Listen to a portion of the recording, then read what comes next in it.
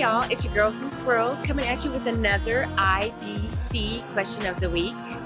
This one is kind of serious. Had a young girl, she hasn't given me a real name, her name is Rose. She says that she comes from an abusive family.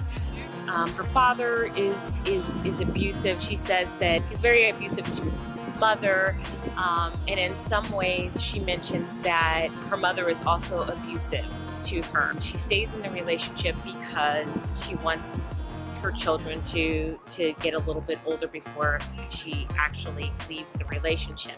Now, because she has been exposed to a lot of dysfunction, she's having a lot of trouble deciphering whether she's in an abusive relationship with somebody who she met online gaming.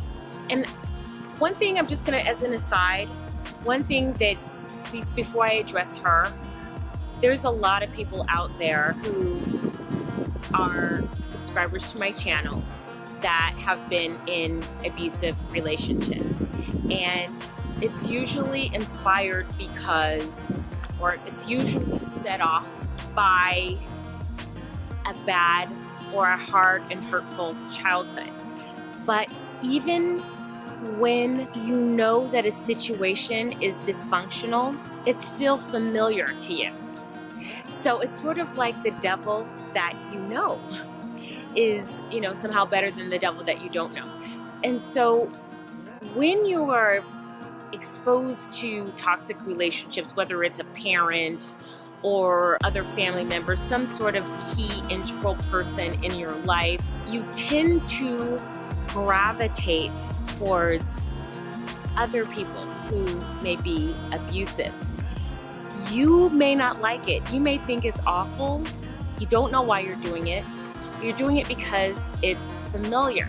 Now, in this case, with Rose, there may be a little bit of that going on, because while she's never met this guy in person, they've had a relationship, an online relationship. They've texted, they've talked on the phone.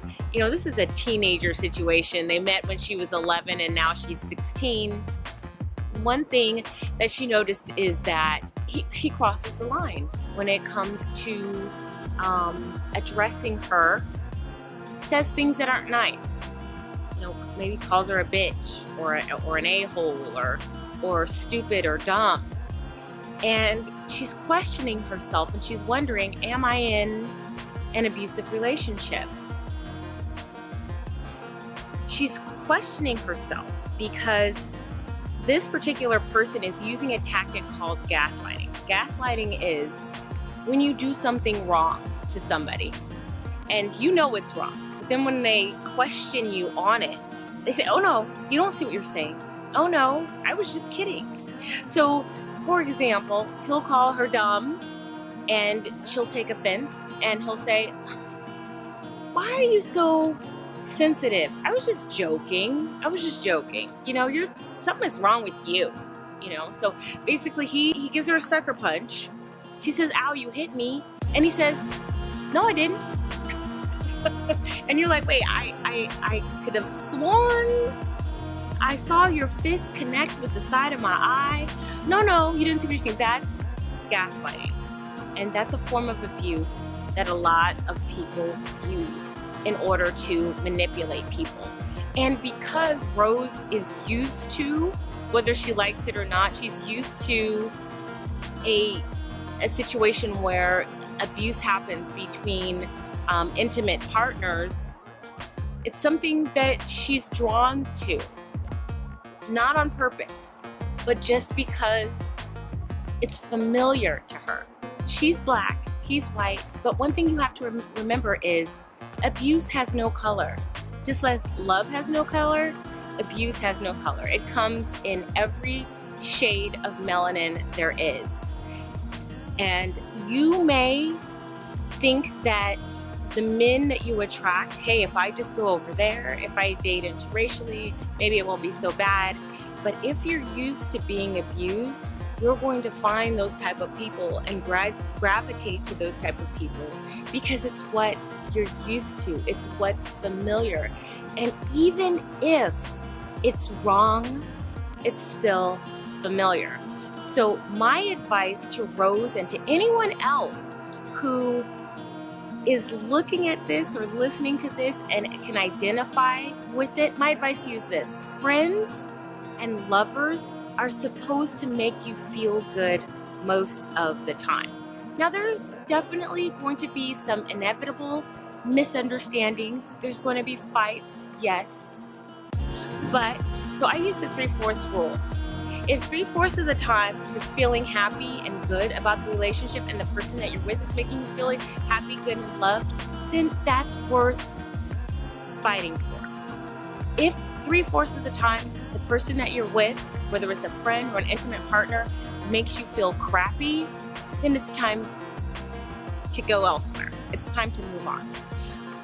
But in general, relationships should feel good. Friendships should feel good. Your boyfriend should make you feel good. Your boyfriend should never call you dumb, should never call you a bitch, should never call you an asshole, any derogatory term, because that is not showing love. That's not a joke. That's degradation.